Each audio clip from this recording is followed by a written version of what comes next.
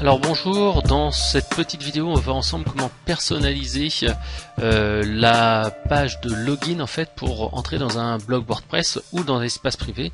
Moi je vous donnerai l'exemple de la Star Marketing Academy, tout simplement, c'est mon club privé sur les trucs et astuces en marketing avec tous les jours des astuces pour développer son business. Là ici tout simplement je vais vous montrer comment dans l'espace privé on va pouvoir tout simplement ici personnaliser la page de login mot de passe, puisqu'en fait si jamais vous vous connectez sur la Star Marketing Academy, vous verrez que vous avez ici une page de login. Alors je vais vous montrer tout de suite, voilà, ça ressemble à ça. Donc forcément c'est WordPress, ça fait pas très très sérieux, très pro. Donc qu'est-ce qu'on va faire? En fait on va installer un plugin qui s'appelle ici Custom Plugin Login. Donc vous allez ici, vous tapez dans WordPress Custom Login Plugin, ou alors vous allez ici dans WordPress et vous cherchez admin-custom-login. Ensuite vous allez dans Extensions, vous cliquez sur Ajouter, voilà, et là en fait vous allez rechercher parmi les extensions qui sont disponibles. On va rechercher tout de suite, voilà, elle est là. Vous cliquez maintenant sur Installer maintenant. Alors l'installation est assez longue, il faut à peu près 1 à 2 minutes, à peu près, selon votre serveur, etc.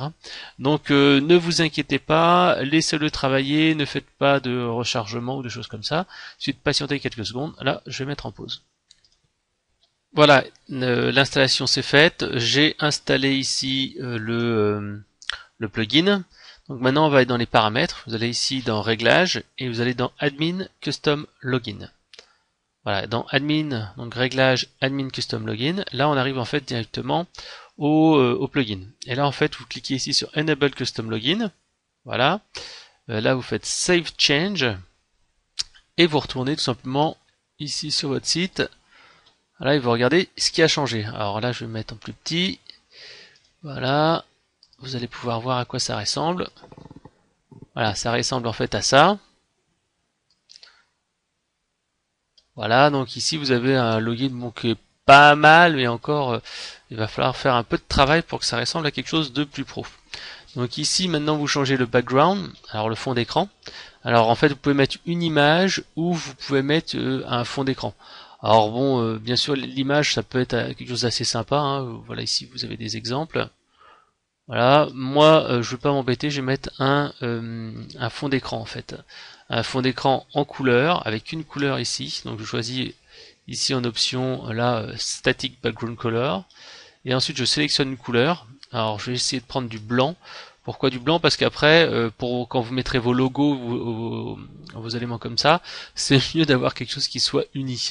Autrement, il faut que vous ayez un logo en PNG, donc avec un fond transparent.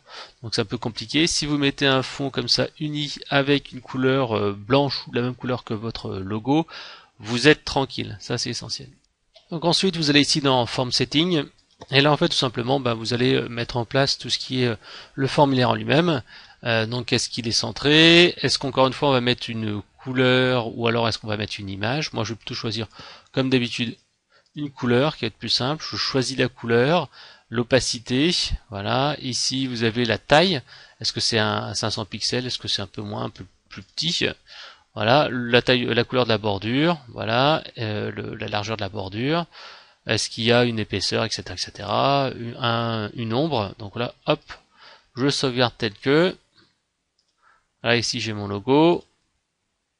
Voilà, donc on voit ici que c'est un peu différent déjà. Il ne restera plus qu'à changer le petit logo, justement. Donc là, on remonte ici dans les options. Donc après, vous pouvez changer tout ce qui est police. Moi, je ne change pas, je laisse tel que. Mais si vous voulez, vous pouvez faire des choses plus grandes, plus petites. Si jamais vous avez des gens qui ont par exemple un problème de vue ou des choses comme ça, ou si vous avez une police spécifique, bref, voilà.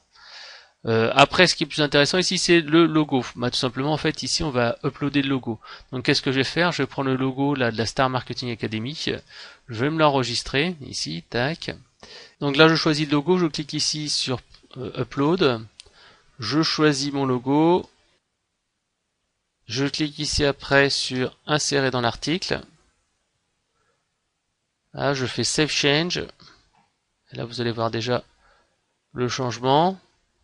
Voilà, le logo est ici. Il ne reste plus qu'à le mettre à la bonne taille. Donc pour cela, en fait, je vais utiliser, ce que je fais le mieux, en fait, c'est j'utilise un outil de retouche d'image. Je regarde en fait à quelle taille en fait est mon logo. La taille de l'image. Donc on va dire que je veux un logo qui fasse, allez, 300 pixels éventuellement. Voilà, donc la taille de l'image c'est 300 x 164. Là, je fais parce que je veux réduire la taille. Hein. Donc ici, hop, 300. Alors on peut utiliser des touches ici pour changer. Voilà, comme ça affine bien et ça met exactement la bonne taille. Donc je peux regarder ici en temps réel ce que ça donne. Voilà, Star Marketing Academy, login, mot de passe. Alors là, bien entendu, je peux me dire, tiens, je vais mettre la même couleur que mon logo. Je peux le faire. C'est vrai que là, je l'ai pas fait, mais je vais vous le faire en live. Qu'est-ce que je vais faire? Encore une fois, comme tout à l'heure, je vais ici, hop, mettre mon image. Je choisis la couleur qui est là. Ok, la couleur, elle est ici. Le code couleur est là. Donc, je vais ici retourner dans le login form setting. Ici, donc j'ai mis une couleur. Je vais ici changer la couleur. Ici. Alors, je vais le retrouver tout de suite. Voilà, c'était ici. Et je vais choisir ma couleur. Soit exactement la même. Donc ici, on voit qu'il y a marqué FF, etc., etc. Je vais reprendre ici celle qui est là. Je fais copier. Je sélectionne ma couleur. Hop. Je l'ai ici. Voilà. Ici, je vais changer un petit peu ma couleur de la bordure. Je vais mettre la même, mais à peu de choses près. Voilà, avec un truc un petit peu plus foncé. Voilà. Je sauvegarde et vous avez ici le formulaire. Voilà, c'est exactement la même couleur. Donc c'est un peu plus sympa, quoi. Voilà. On va quasiment finir. Il y a juste 2-3 trucs à finir. Donc là j'ai changé, j'ai choisi le logo. Voilà, je vérifie que j'ai tout mis. Voilà. Voilà, je mets le titre. Je sauvegarde. Ok, c'est fait. Et j'ai plus qu'à changer une chose de social settings.